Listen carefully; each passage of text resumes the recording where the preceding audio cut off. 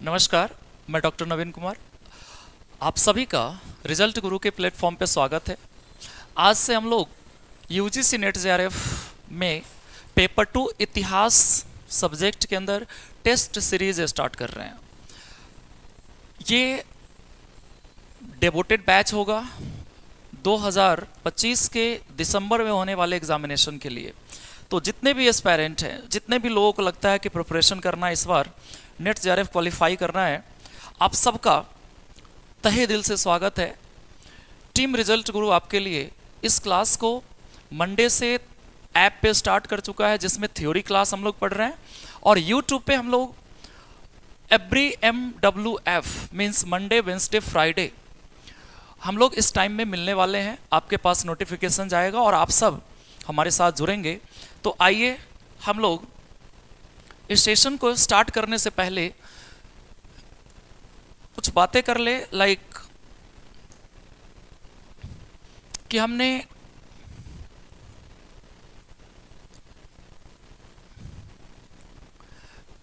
UGC net JRF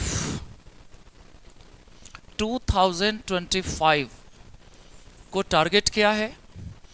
इसमें हमारा जो क्लास है, थ्योरी क्लास, ऑलरेडी स्टार्ट हो चुका है। आज से हम लोग PYQs स्टार्ट कर रहे हैं। आज से स्टार्ट हो गया, मीन्स जो डेट है आप सबको पता है, 11/7/25, ठीक है।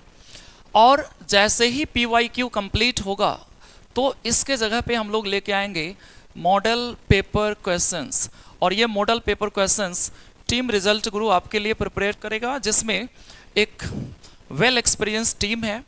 और इसके साथ साथ मैं आपको ये बताना चाहूँगा कि इसमें हम अभी तो पेपर 2 को लेके आपके सामने आए हैं। इसमें कुछ ही दिनों में हम लोग पेपर 1 को भी ऐड ऑन करने वाले हैं। सो अभी फ़िलहाल पेपर 2 के अंदर हम लोग हिस्ट्री सब्जेक्ट के अंदर बातें कर रहे हैं, इतिहास। मेरे ख्याल से ये चीज़ें क्लियर हो गया होगा। आज से हम लोग PYQ सेशन स्टार्ट कर रहे हैं 11 जुलाई 2025। सो डियर गाइस, जितने भी लोग लाइव हैं, प्लीज़ आप सब लोग वीडियो को लाइक एंड शेयर कर दीजिए। ये फुल्ली डिवोटेड बैच है आपके लिए, जिसमें एक और एक मात्र हमारा लक्ष्य है, यूजीसी नेट जेआरएफ। कोई मिक्सअप नहीं, कोई पीजीटी नहीं, ओनली फॉर नेट जेआरएफ। सो आइए आज के सेशन को हम लोग स्टार्ट कर रहे हैं। वेरी फर्स्ट क्वेश्चन, और जो इसमें हम लोग अभी जो क्वेश्चन डील कर रहे हैं, जो प्रीवियस ईयर पेपर है यूजीसी नेट जेआरएफ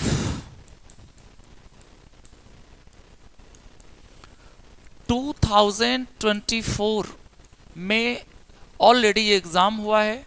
हम लोग रिवर्स चलेंगे आने वाले समय में, जितने भी पीछे तक हम लोग पहुंच पाए, कोशिश करेंगे कम से कम 15 साल से या 15 साल के आसपास के PYQ को डील करें। तो चलिए हम लोग आज के इस सेशन को स्टार्ट करते हैं और पहला क्वेश्चन देखते हैं।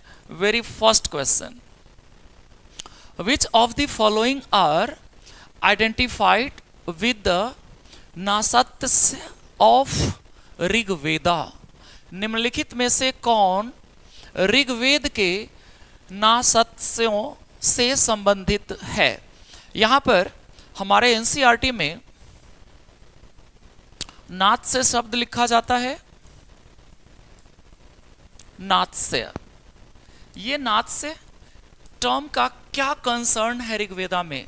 क्या ये असुर है? क्या ये मित्राज या पणिज या अश्विन? जितने भी लोग लाइव हैं प्लीज आंसर कीजिए। आप बताइए क्या सही उत्तर है। जितने भी लोग लाइव हैं प्लीज तब तक मैं रेफरेंस बता दूं, ये टर्म पहली बार जो फाइंड किया गया था, टर्म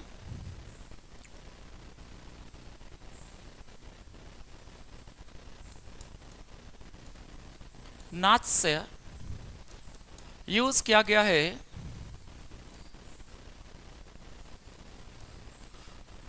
बोगाज़कोई इंस्क्रिप्शन, बोगाज़कोई अभिलेख, बोगाज़कोई अभिलेख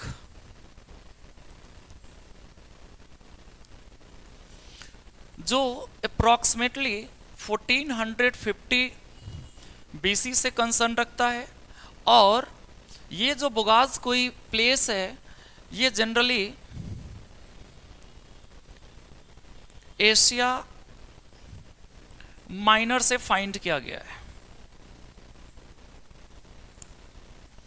एशिया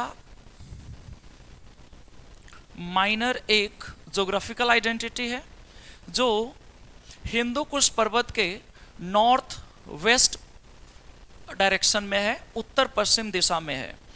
तो फ्रेंड्स, मैं ये बताना चाह रहा हूँ आपको कि ये जो नात्स्य टर्म है, नात्स्य, जिसको एग्जामिनेशन में नासत्स्य के रूप में डिफाइन किया, एक्चुअली ये 4 देवताओं के लिस्ट में से एक है, जिसमें इंद्र का नाम था, इसमें मित्र का नाम था, इसमें वरुण का नाम था और नात्स्य का नाम था। 4 देवता का नाम था। बट जब ऋग्वेद में हमारे देवताओं के नाम लिखे गए तो ये तीनों तो सेम मिले, बट ये नाम अश्विन नात्स्य को रिप्लेस करके लिखा गया। और ये जो नात्स्य देवता हैं, ये माने जाते हैं आयुर्वेद के देवता, आयुर्वेद के देवता हैं। आप सब लोग जानते हैं आयुर्वेदा क्या है। बाकी इसमें असुर का मतलब आप सब जानते हैं। मित्र भी एक देवता है जिनका वरुण के साथ कंसर्न है। वरुण और मित्र मिलके कई सारे पोर्टफोलियो संभालते हैं, जिसमें मित्र के पास शांति या संधि, शांति संधि है, साथ ही साथ शपथ और उस तरह के चीजें मैंडेटरी यूज किया जाता है। ये यही मित्र की बात हो रही है। इंद्र तो आप सभी समझते हैं, जो पुरंदर के नाम से इतिहास में जाना गया। सो 4 सही आंसर है। आंसर 4 अश्विन, पहले नंबर क्वेश्चन के लिए। चलिए तो दूसरे क्वेश्चन की ओर चल रहे हैं। सेकेंड क्वेश्चन क्या कहता है? विच of the following inscription records the entrusting of sum of money to 2 shrines और श्रेणीश of weaver, बुनकरों के श्रेणी की बात हो रही है, of the town of Govardhan for providing the cost of clothing etc for a set of 20 monks। निम्नलिखित में से किस शिलालेख में गोवर्धन नगर के बुनकरों की 2 श्रेणियों को 20 भिक्षुओं के एक समूह के वस्त्र आदि की लागत वहन करने के लिए 2 धनराशियां सौंपे जाने का उल्लेख है? ये क्वेश्चन आपको बता दें, प्राचीन भारत के पोस्ट मौर्य एरा से है। पोस्ट मौर्यन एरा से, मौर्योत्तर युग से, जिसमें श्रेणी व्यवस्था की बात की गई थी। और जिस शहर की इसमें बात की गई है वो बेसिकली टेक्सटाइल इंडस्ट्री हुआ करता था, उद्योग नगर हुआ करता था, जहां पर वेवर्स या बुनकर रहा करते थे। तो इसमें देखना है कि वो कौन सा सही आंसर होगा। पहला क्या है? Mathura inscription of year 28 of Kanishka era. Kanishka के काल के 28वें वर्ष का मथुरा शिलालेख। Second one, inscription of Ushavadatta in the Nashik केव।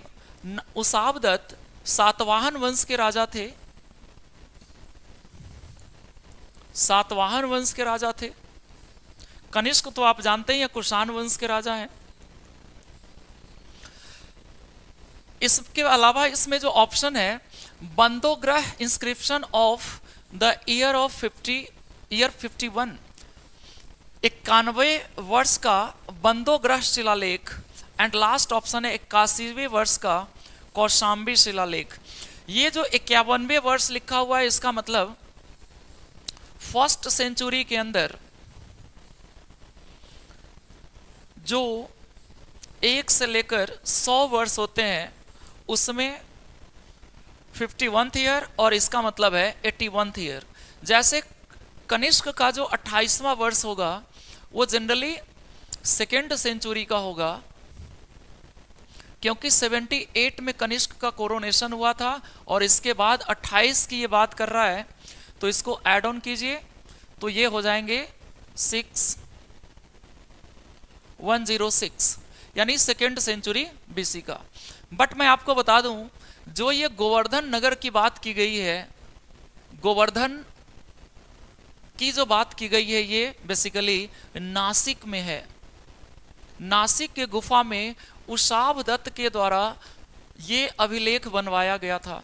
ये वही उषावदत्त है डियर गाइस, जिसने कार्ले का महाचैत्य बनवाया था, महाचैत्य ऑफ कार्ले, जो वर्ल्ड क्लास आर्किटेक्चर है रॉक कट का।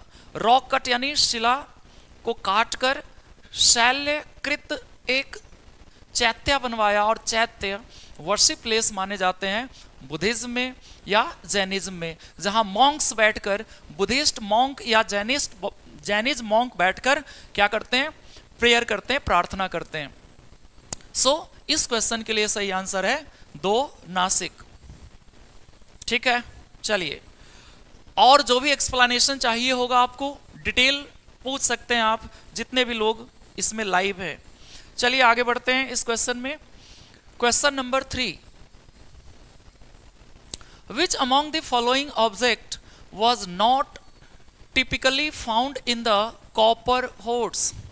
निम्नलिखित में से कौन सी वस्तुएं ताम्र भंडारों में सामान्यतया नहीं पाई जाती थी? तो इसमें सेल्टस, हार्पून, एंटीना तलवारें, हाथ की कुल्हाड़ियां।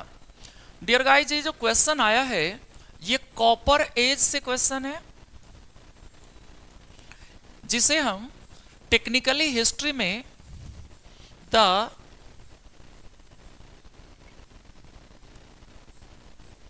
कैल्कोलिथिक कल्चर, ताम्र पाषाण संस्कृति के नाम से बुलाते हैं, जो जनरली पश्चिम भारत, जिसका सेंटर माना जाता है महाराष्ट्र, और महाराष्ट्र में इसका जो सेंट्रल कल्चर था उसको जॉर्वे कल्चर कहते हैं।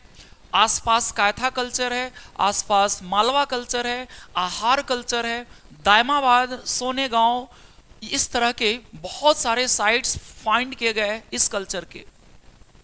और अगर आप इस समय के जो आर्कियोलॉजिकल सोर्स फाइंड करोगे,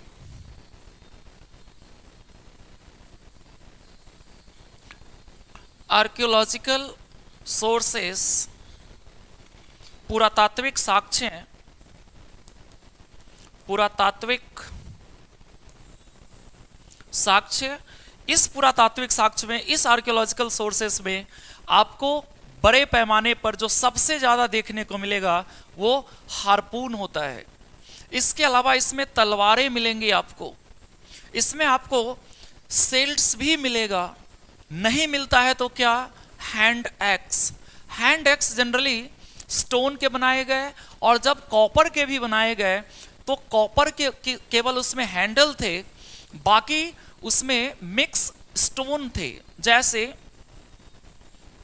ये वाला जो इसमें पार्ट है, जिसको आप कुल्हाड़ी कह सकते हैं,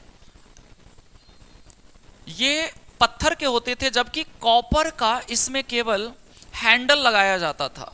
सो इस तरह के अगर कोई सोर्स मिलता है, लेकिन ये कॉपर होड में यानी कि ताम्र निधि में नहीं रखे जाते थे। जनरली प्योर कॉपर के चीजें वहां पर स्टोर किया गया था। इसलिए इसका सही आंसर है 4, हाथ की कुल्हाड़ियां, हैंड एक्स, हस्त कुल्हाड़ी या हस्त कुठार के नाम से भी इसको बुलाते हैं, हस्त कुठार या हस्त कुल्हाड़ी। बहुत सिंपल है, आप सभी लोग इसको जरूर ध्यान रखिएगा। चलिए अब हम क्वेश्चन नंबर 4 की ओर बढ़ रहे हैं।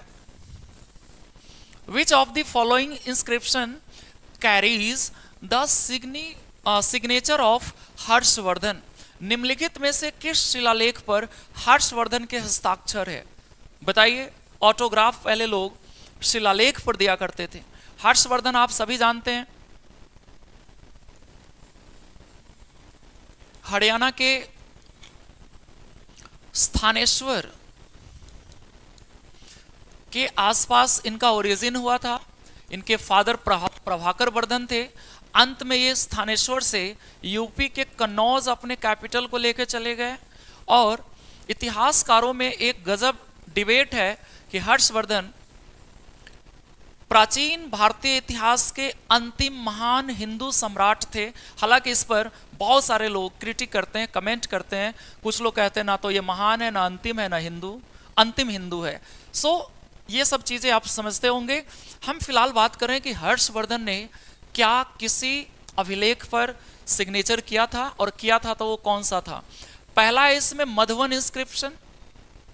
आपको मैं बता दूं, मधुवन से सबसे ज्यादा जो मिले हैं वो हर्षवर्धन के क्वाइंस मिले हैं, सिक्के मिले हैं। इसके अलावा इसमें दूसरा ऑप्शन क्या है? बांसखेड़ा शिलालेख। और रियली यहां पर हर्षवर्धन के इंस्क्रिप्शन और एडिक्ट मिलता है, इसको इंस्क्रिप्शन भी कहते हैं। फिर है सोनीपत। सोनीपत से भी ज्यादातर क्वाइन मिलते हैं इनके, कॉपर वाले, जिस पर नंदी इंस्क्राइब है, नंदी का चित्र है। फिर इसमें जो लास्ट ऑप्शन है नवसारी शिलालेख, और जो नवसारी शिलालेख मिलते हैं वो हर्षवर्धन के काल का शायद नहीं है। बट इस प्रश्न के जो सही उत्तर है वो बांसखेड़ा है। बांसखेड़ा अभिलेख पर हर्षवर्धन ने अपने ऑर्डिनेंस यानी राज्यादेश, रॉयल ऑर्डर इशू किया था और उसके नीचे अपने नाम का उल्लेख करवाया था। सो बांसखेड़ा सही आंसर है इस प्रश्न के लिए।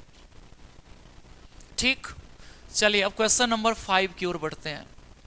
प्रश्न संख्या 5, बताइए।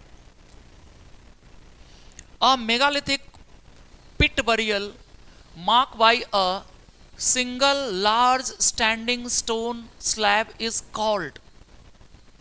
एक बड़े खड़े पत्थर के स्लैब द्वारा चिन्हित मेगालिथिक गड्ढे के दफन को कहा गया। यहां जो टर्म यूज किया गया है मेगालिथिक गड्ढे के दफन, इसके बारे में मैं थोड़ा सा बता दूं। एक भारतीय हिस्टोरियन है, great historian R.S. Sharma, Ramsharan Sharma, ancient history पे सबसे बेहतरीन इनका नोट है। इन्होंने लिखा है megalithic culture of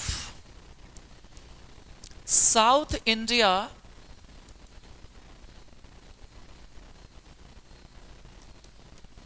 look like Neolithic culture of Indian history। भारतीय इतिहास के नवपाषाण युग जैसा दिखता है, नवपाषाण।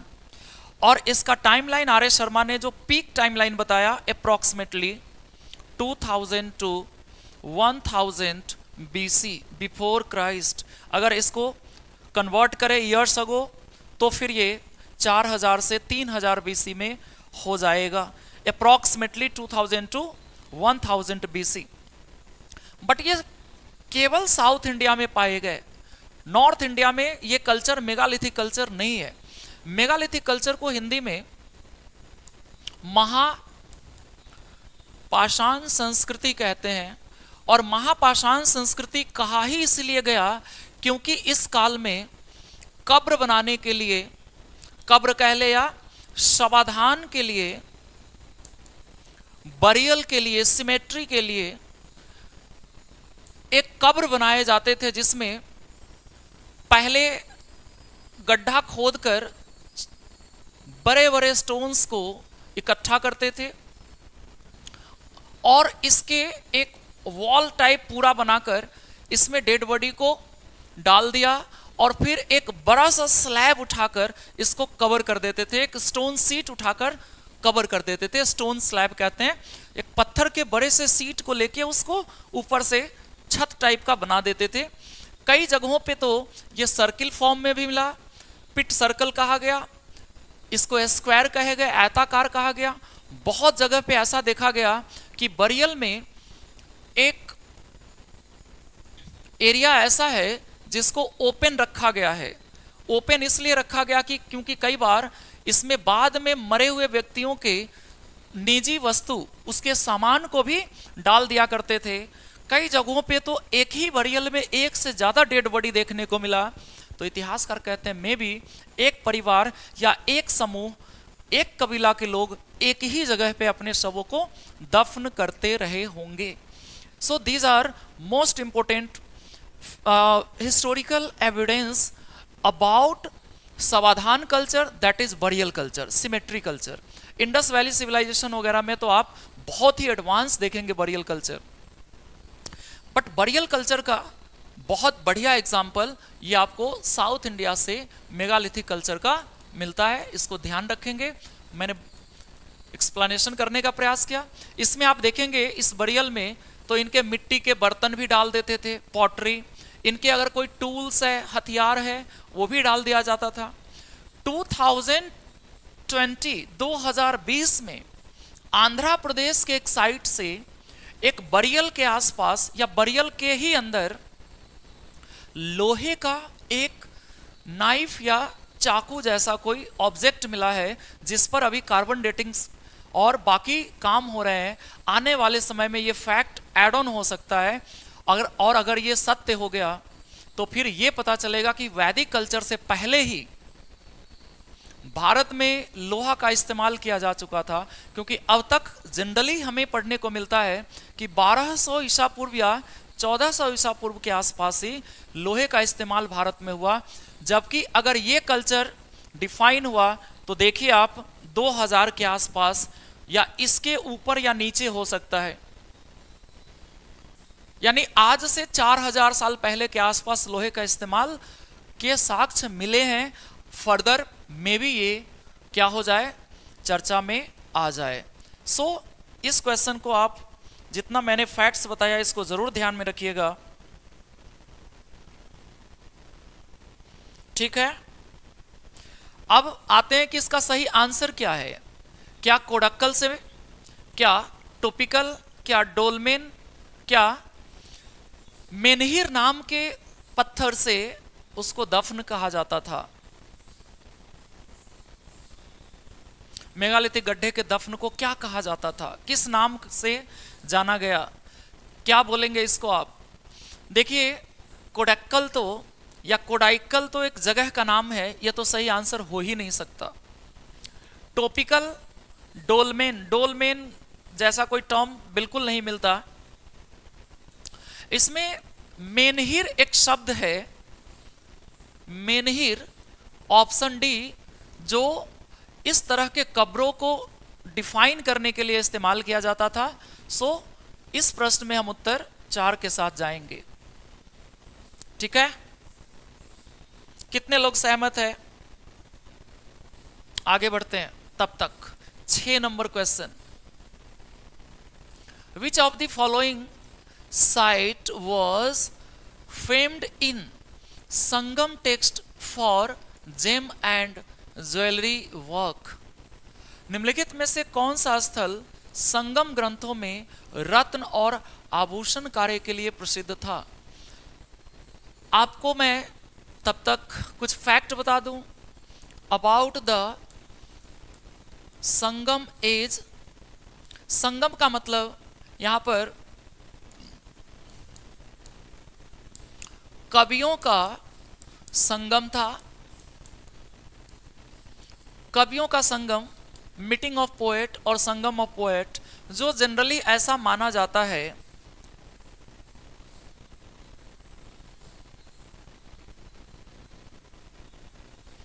कि पश्चिमी घाट और पूर्वी घाट के आसपास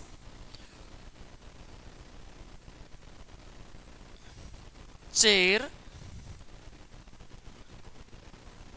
ईस्ट घाट में चोल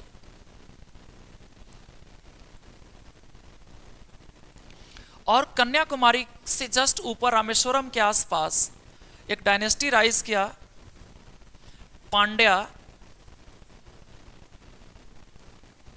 दी पांड्या। पांड्य राजाओं ने ही इतिहास में 3 संगम का आयोजन किया था, जिसका timeline generally approximately 300 BC to 300 AD माना जाता है। यानी लगभग 600 साल में 3 संगम हुए और इन तीनों संगम में बहुत सारे ग्रंथों की रचनाएं हुई, जिसमें से सबसे पहला ग्रंथ तोल्कापियम है, जो तमिल तोल्कापियम तमिल ग्रामर है। अदरवाइज इसमें 5 महाकाव्य और 18 काव्य गीत लिखे गए जो थर्ड संगम के आसपास हुए। डजेंट मैटर, हमारा यहां मैटर है कि क्या जो आभूषण बनाए जाने के कार्य या रत्न के काम होते थे, कौन सा साइट है? क्या बंजी है? मैं आपको बता दूं, ये बंजी चेर का एक बंदरगाह नगर था, चेर यानी केरला। इसके अलावा इसमें कांची जनरली माना जाता है। ये सबसे ज्यादा फेमस हुआ था पल्लव के काल में। पल्लव वंश, जिसमें नरसिम्हा वर्मन या सिंह विष्णु जैसे राजा हुआ करते थे, उनके काल में है। वरायूर और कोडुमनाल, ये 2 ऑप्शन बचते हैं, वरायूर और कोडुमनाल। इसमें जेम और ज्वेलरी के लिए जो वर्कशॉप है, जहां पर रत्न या आभूषण बनाए जाते थे, सच एज साउथ इंडिया के एक नगरम का नाम है जो कोडुमनाल है, और कोडुमनाल उस जमाने के पांड्या के एक बंदरगाह के रूप में विख्यात है। यहीं पर एक बंदरगाह था मुजिरिस, जो मोतियों के लिए फेमस था। चोल के पास एक बंदरगाह था पुहार, जो सबसे ज्यादा रिचेस्ट पोर्ट माने जाते हैं संगम काल के। पुहार के बारे में तो बहुत सारे फैक्ट संगम ग्रंथों में जानने को मिलता है। मैं उम्मीद कर रहा हूं कि आपको इस क्वेश्चन के ठीक ठीक एक्सप्लेनेशन मिल रहे होंगे, आप एंजॉय कर रहे होंगे इस सेशन को। और अगर आप इसमें कुछ ऐड ऑन करना चाहते हैं तो आप अपने सुझाव दे सकते हैं। आप अपने क्वेश्चन या क्वेरीज हो या कुछ एक्स्ट्रा इंफॉर्मेशन ऐड ऑन करना चाहते हैं वो भी दे सकते हैं। आप सबका स्वागत है। फिलहाल हम लोग इस प्रश्न को, इस सेशन को आगे बढ़ाते हैं। क्वेश्चन नंबर 7 की ओर बढ़ते हैं। Which of the following merchandise was not imported to India from the Western world? निम्नलिखित में से कौन सा सामान पश्चिमी दुनिया से भारत आयात नहीं किया जाता था? कांच के बर्तन, लकड़ी, मूंगा या भूमध्य सागरीय मदिरा। अब देखो, भारत के लोग भूमध्य सागर के आसपास से मदिरा तो हर कालखंड में मंगवाया है। इटली के वेनेशिया के आसपास, जो उस समय रोम के नाम से जाना जाता था, वहां से बड़े बड़े कंटेनर में भर के शराब भारत में लाए जाते थे। भूमध्य सागर के पास से मौर्य वंश के सम्राट बिंदुसार ने सीरिया के राजा से शराब मंगवाया था। तो ये ऑप्शन तो बिल्कुल सही है। हमें फाइंड करना है कौन गलत है। कांच के बर्तन भी रोम से मंगवाए जाते थे और इसका साक्ष्य अरिकमेडु नाम के एक रोमन बस्ती से प्राप्त किया गया है। अरिकमेडु जो इस समय पौंडीचेरी में है, साउथ इंडिया में। तो पौंडीचेरी के पुराने नाम या उस शहर पे जो पहले नाम था अरिकमेडु, वहां से कांच के दीपक वगैरह मिले। तो ये दो ऑप्शन तो सही हो गया। इसका मतलब ये आंसर नहीं हो सकता। अब आपके पास ऑप्शन है लकड़ी और मूंगा। और आप सभी जानते हैं, मेसोपोटामिया हो या कोई भी कालखंड हो, हम जो प्रीसियस स्टोन है, नवरत्न या उसके जैसे लेपिज लुजली या जो भी मोती, वो भी हम मंगवाते थे। हम अगर कुछ नहीं मंगवाते हैं तो वो है लकड़ी। लकड़ी तो हमारे पास हमेशा से सरप्लस है, तो हम क्यों ही मंगवाए। सो हम दो के साथ जाएंगे, टिम्बर के साथ जाएंगे। मैं आपको यह भी बता दूं कि टिम्बर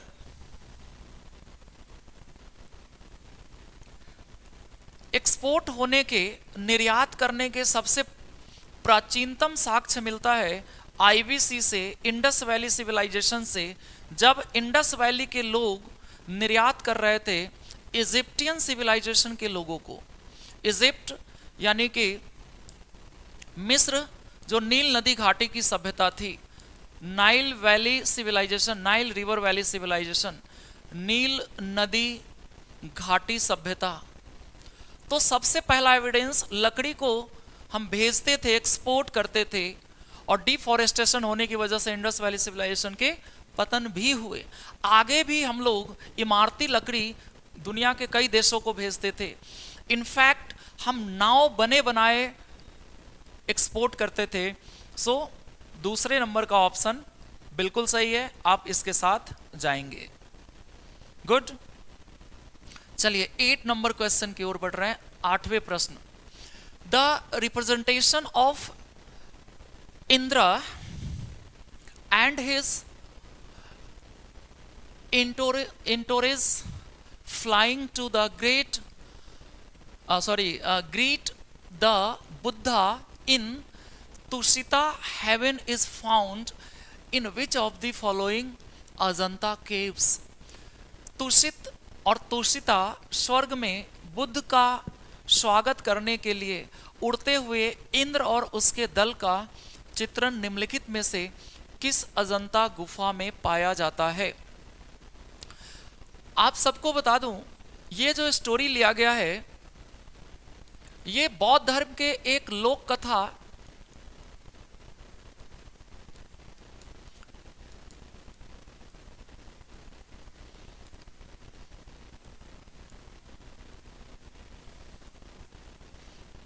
फॉक टेल्स, जो जातक कथा के नाम से जाना जाता है, जातक कथा, जातक स्टोरी, इसमें लिखा हुआ है ये कहानी। और इसी कहानी जातक कथा पे अजंता केव बनाए गए महाराष्ट्र के औरंगाबाद डिस्ट्रिक्ट में। अजंता चित्रकला बनाए गए अजंता के गुफा में। इसी चित्रकला में से एक चित्रकला में ये सीनरी जो कहानी में वर्णित है, ये उत्कीर्ण किया गया है। आपको बता दूं, गुफा संख्या 1 में लॉर्ड बुद्धा को लोटस वियरर पोस्चर में दिखाया गया है, हाथ में कमल का फूल धारण किए हुए हैं। लोटस वियरर का मतलब पद्मपानी अवस्था, मुद्रा, पद्मपानी, हाथ में कमल का फूल है। सो पद्मपानी पोस्चर अजंता के गुफा संख्या 1 से पाए जाते हैं। मैं थोड़ा सा एक्सप्लेनेशन दे दूं।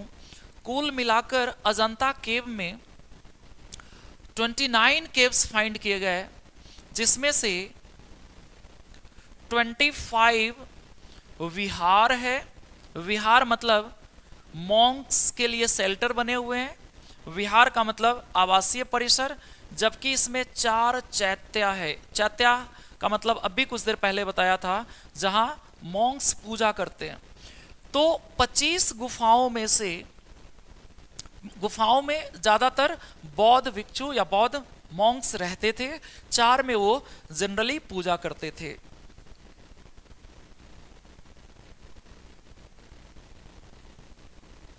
अब आप मुझे ये बताइए, गुफा संख्या 16 क्यों प्रचलित है?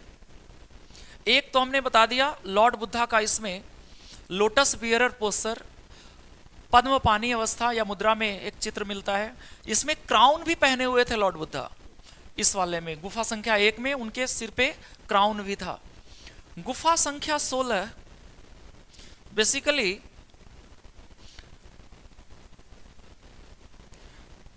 अजंता एक्सप्रेशन के लिए ही है, जिसमें dying poster of imaginary character that is Ajanta. गुफा संख्या 16 से मरणासन राजकुमारी जो एक काल्पनिक पात्र है वो फाइंड किए गए। मैं ये देख रहा हूं कि जो लोग भी लाइव हैं, ना तो आपने वीडियो को लाइक किया, ना ही आपने शेयर किया। चलो ये दोनों मत करो, बट कम से कम आप अपना आंसर तो दो। एक क्वेश्चन आपके सामने मैं इतना डिस्क्राइब कर रहा हूं, आप एक ऑप्शन सिलेक्ट तो करो, है ना। आप अगर सिलेक्ट नहीं करेंगे, इतने लोग लाइव हैं, मैं कैसे मोटिवेट होऊंगा? आप ऐसे पैसिव बन के रहोगे तो फिर कैसे काम चलेगा, ये बताओ मुझे। हाँ, जल्दी बताइए।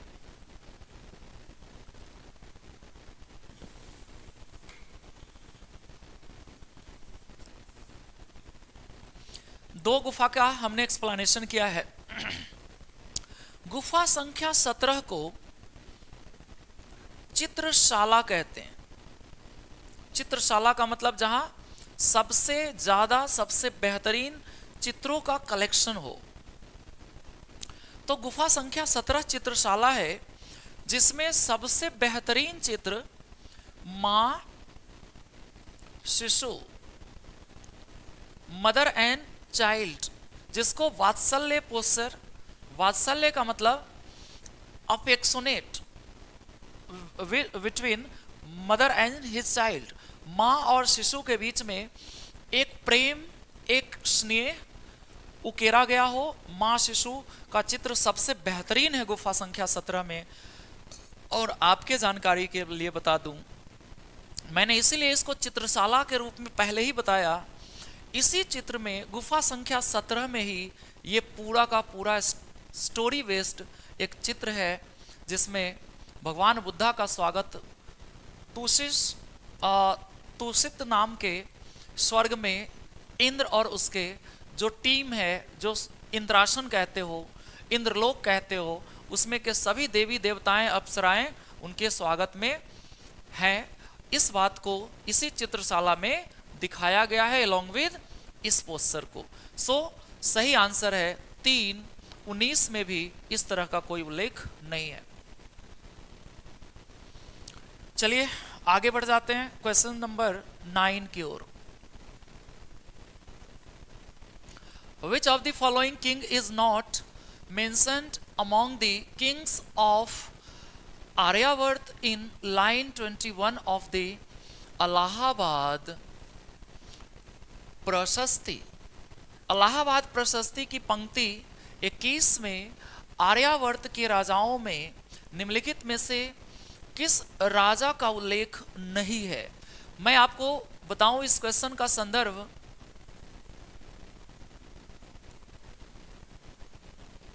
समुद्रगुप्त के दरबारी लेखक और अधिकारी हरिसेन के द्वारा लिखे गए प्रयाग प्रशस्ति से है, जो इलाहाबाद से फाइंड किए गए। इलाहाबाद फोर्ट में इस समय उपस्थित है ये, जिसे बनवाया तो अशोक ने था, बट इस पर ही हरिसेन ने कुछ चीज़ें इंस्क्राइब करवाया और आगे चलकर हुमायूं ने इस स्तंभ को कौशाम्बी से इलाहाबाद फोर्ट के अंदर शिफ्ट करवाया था। ये सारा का सारा कहानी एक ही स्तंभ लेख के बारे में हो रहा है। बनाया अशोक ने भी कुछ लिखवाया। There after it is re inscribe by Samudragupta और Harisena and finally it is shifted by Humayun from Kaushambi to Allahabad. Dear guys, इसमें क्वेश्चन के पास पहुंच रहे हैं। इस प्रयाग प्रशस्ति स्तंभ लेख पर लगभग 31 लाइन लिखे हुए हैं जिस पर समुद्रगुप्त के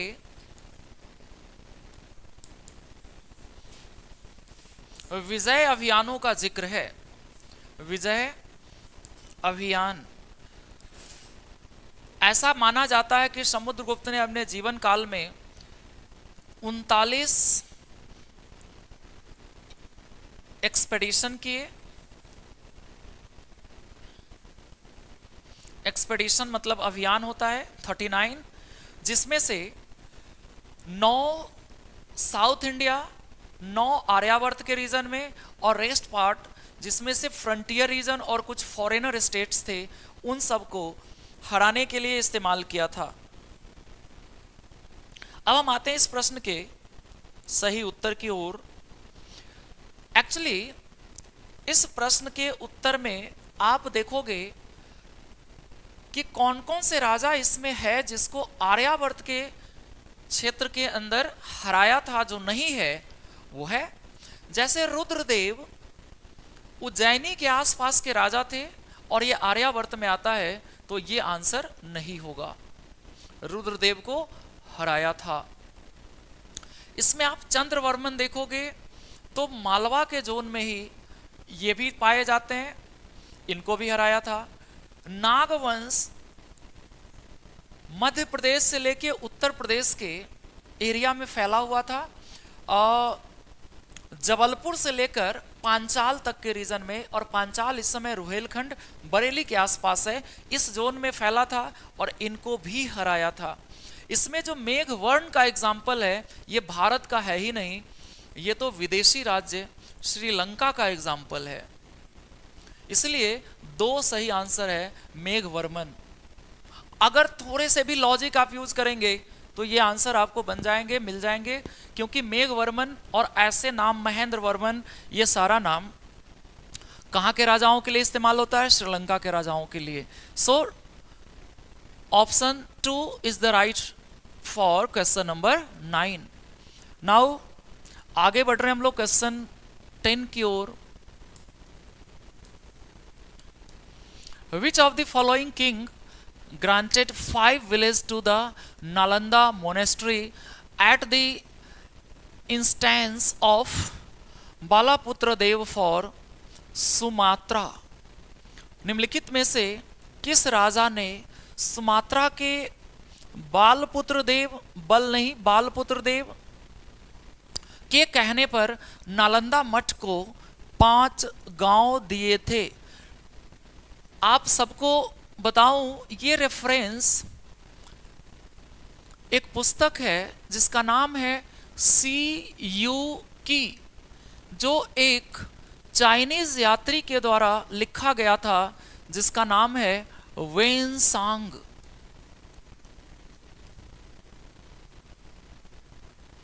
वेन तसांग, टी साइलेंट है, वेनसांग। इन्होंने कहा है कि नालंदा बौद्ध विहार, जो नालंदा मठ के नाम से जाना जा रहा है, यही नालंदा विश्वविद्यालय है जिसे 200 गांव दान में मिले थे, दान में प्राप्त हुए थे। ये पूरा का पूरा मैंने सोर्स बताया आपको। ये जो 200 गांव है ये रेवेन्यू विलेज हुआ करता है। रेवेन्यू विलेज मीन्स जिस गांव के रेवेन्यू कलेक्ट होने के बाद सीधे सीधे नालंदा यूनिवर्सिटी को उनके खर्चे के लिए दे दिए जाएंगे। शिव की में वेनसांग यहां तक लिखते हैं कि इस 200 गांवों में से 100 तो केवल हर्षवर्धन ने ही दान में दिया था। किसने दान में दिया था? हर्षवर्धन ने। केवल हर्षवर्धन 100 गांव दिया है, बाकी के राजाओं ने 100 गांव दान किया है। अब मैं आपको बताऊं,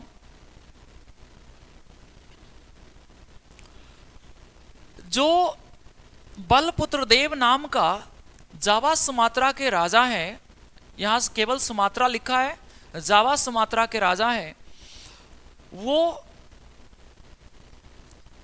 पाल वंश के समकालीन हैं, जो बंगाल के लखनौती के आसपास और उनके पास बिहार का बहुत सारा एरिया संकेंद्रित है। इनके समय में इनके साथ फॉरेन अफेयर बहुत बढ़िया था, तिब्बत के साथ बहुत बढ़िया था।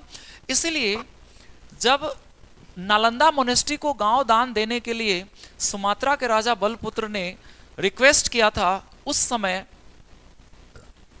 पाल वंश का राजा था देवपाल।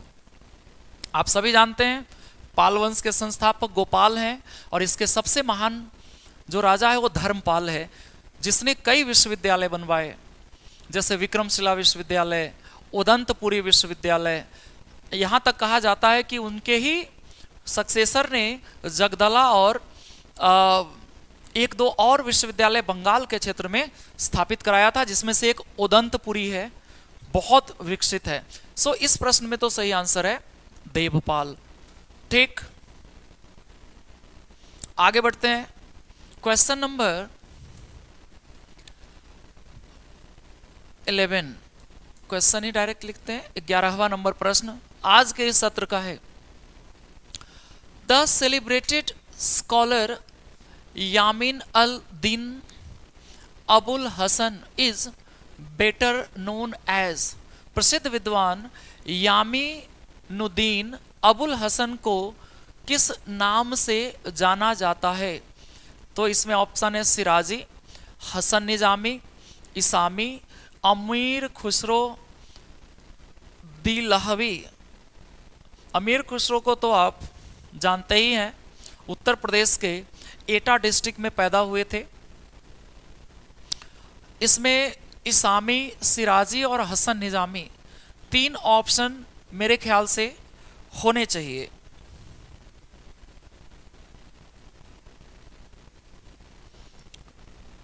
चार ऑप्शन है सिराजी, हसन निजामी, इसामी।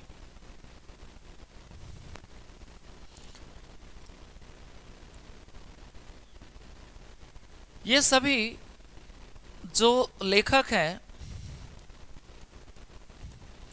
दिल्ली सल्तनत के अंदर कोर्ट राइटर या कोर्ट हिस्टोरियन है, जो दिल्ली सल्तनत के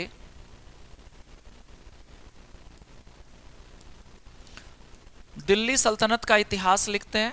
काफ़ी फेमस है सभी, जिसमें से अमीर खुसरो सबसे ज़्यादा फेमस है अलाउद्दीन खिलजी के काल में।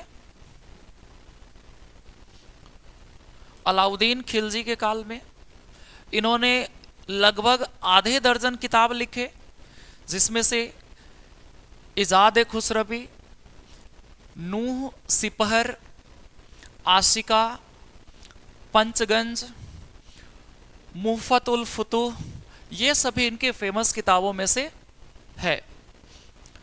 ये ऑलराउंडर पर्सनालिटी है। आप सभी जानते हैं कि अमीर खुसरो हिंदी भाषा के मलिक मोहम्मद जायसी के साथ फाउंडर के रूप में चिन्हित किए जाते हैं, यानी हिंदी भाषा के पहले कवि माने जाते हैं। हिंदवी जनरली इसी नाम से बुलाते हैं। इनके बारे में जितना बताया जाए कम है। कई तरह के गीत गाते हैं, सितार और तबला के आविष्कारक हैं। कव्वाली भारत में इन्होंने ही लाया था, पश्चिमी एशिया से, सेंट्रल एशिया से। साथ ही साथ ये खुद एक सूफी संत निजामुद्दीन औलिया के शिष्य भी थे। और इस प्रश्न का सही उत्तर भी अमीर खुसरो ही है। तो जल्दी बता दीजिए आप लोगों ने क्या सही आंसर पिक किया था।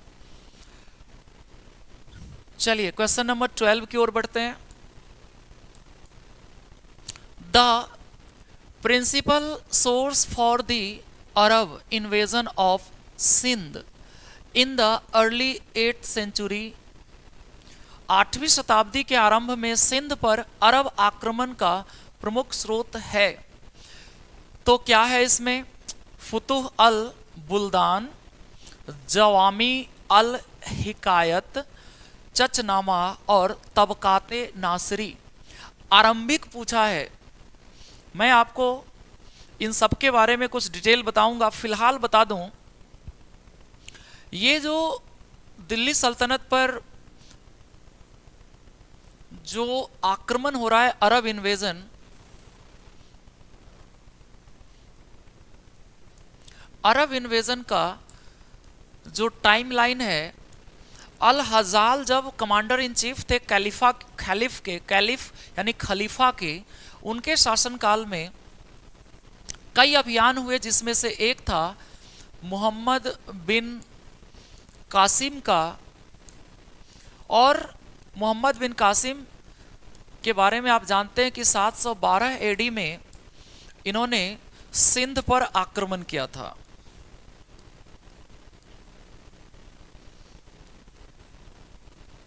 और इस समय सिंध के राजा थे दाहिर।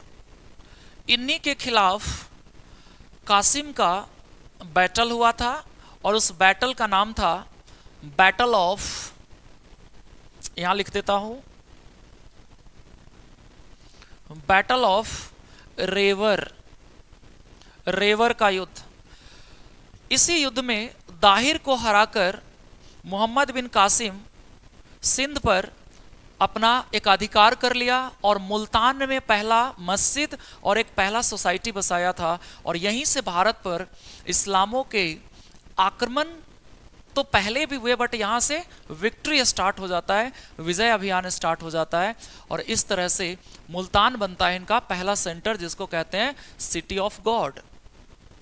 और आपको बता दूं, यहीं पर ये सारा स्टोरी जो जिस किताब में मिलता है, उसमें 300 वर्षों के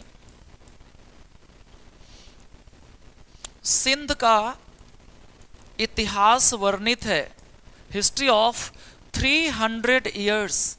और इस 300 इयर्स में जो इतिहास लिखने वाला था वो अज्ञात है, यानी लेखक इतना कुछ लिखने के बावजूद अपना नाम ही नहीं लिख पाए।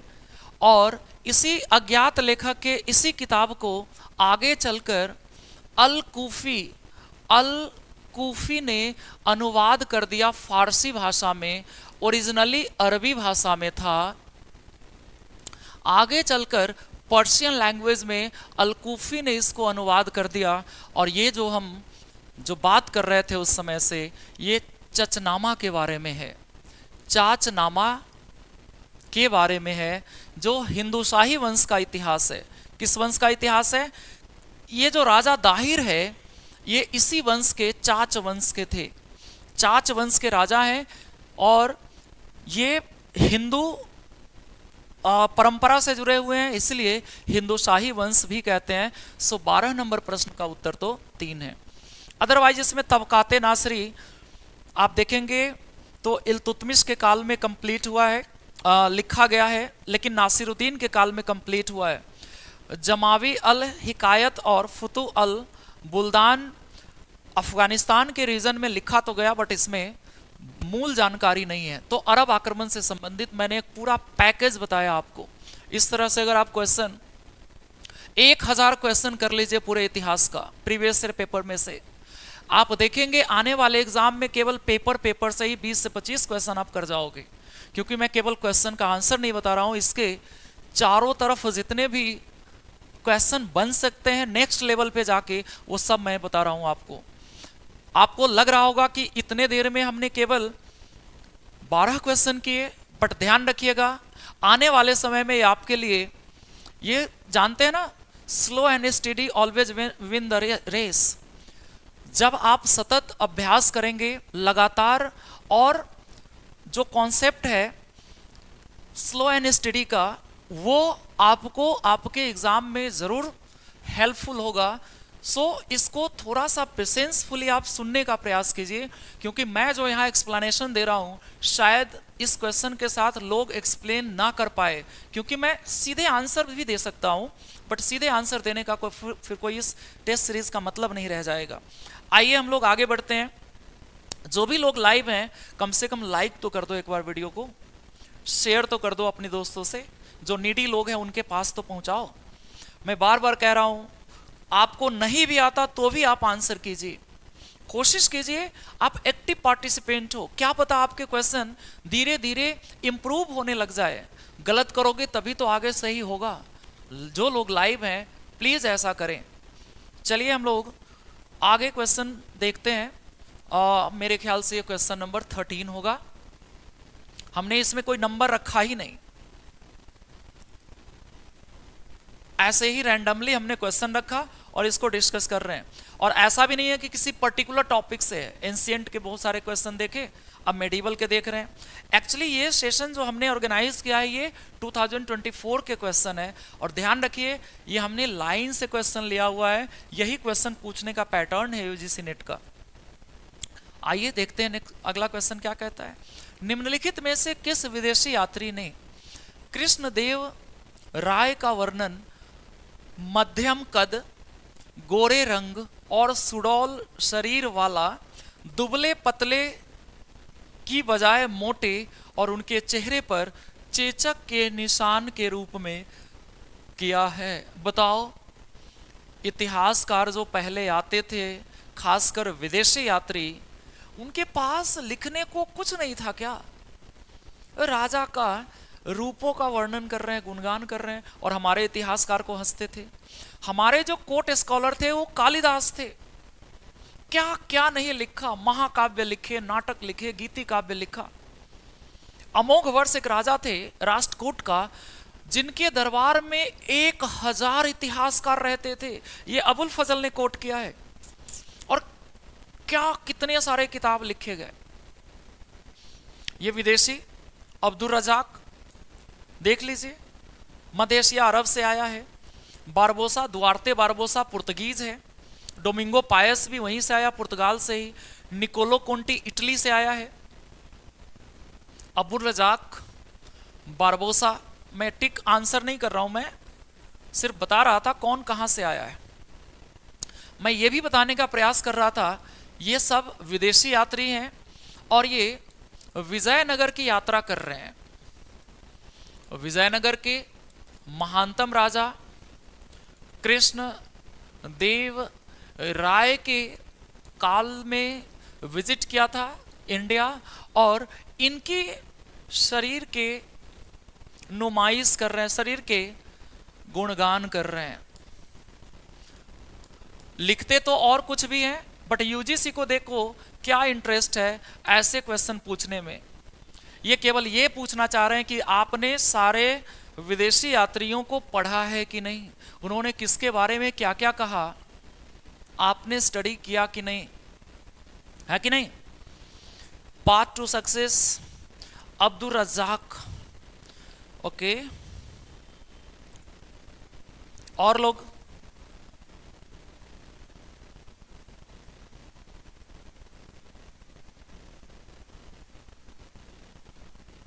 और लोग बताइए।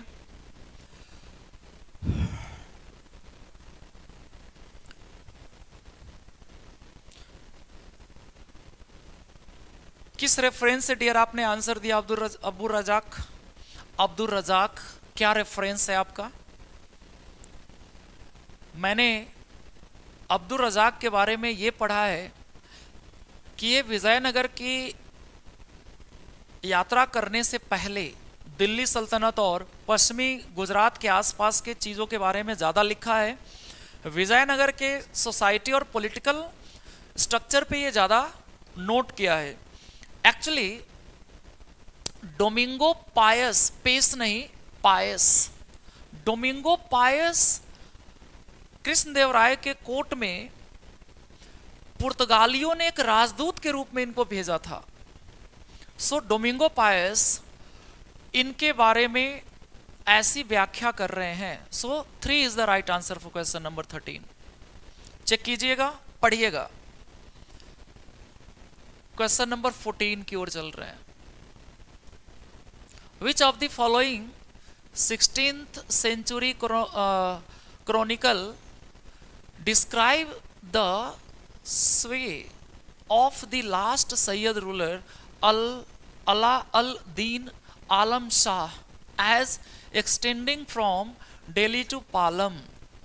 16वीं शताब्दी के निम्नलिखित इतिहासकारों में से किसने अंतिम सैयद शासक अलाउद्दीन आलम शाह, अला अल दीन आलम शाह के शासन को दिल्ली से पालम तक विस्तृत बताया है? एक और कोटेशन है आलम से पालम तक, बट फिलहाल तो दिल्ली से पालम तक की बात हो रही है। तो फटाफट बता दीजिए किसने कहा था? क्या बाबर ने कहा? तो बाबर कब से इतिहासकार हो गए? ये आंसर नहीं है। खिज्र खां भी नहीं है, ये जे है खिज्र खां। इकबाल खान भी नहीं है। अहमद यादगार हैं, 16वीं शताब्दी में अहमद यादगार बुक लिखते हैं ऐसा। ओके, लास्ट क्वेश्चन लेते हैं आज के सेशन का, और फिर हम लोग इस सीरीज को कंटिन्यू करेंगे नेक्स्ट क्लास में। क्वेश्चन क्या कहता है? The Persian term of hundi as per text Mirat e Ahmadi was. Mirat e Ahmadi ग्रंथ के अनुसार हुंडी के लिए फारसी शब्द था शुफ्ता, चालानी, महमूदी या सर्राफी। तो सही आंसर है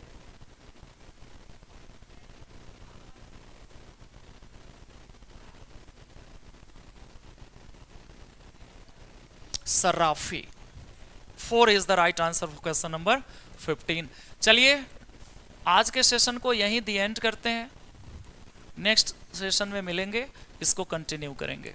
आप लोग अपने अपने स्कोर कार्ड बता दीजिएगा। चलिए, जय हिंद।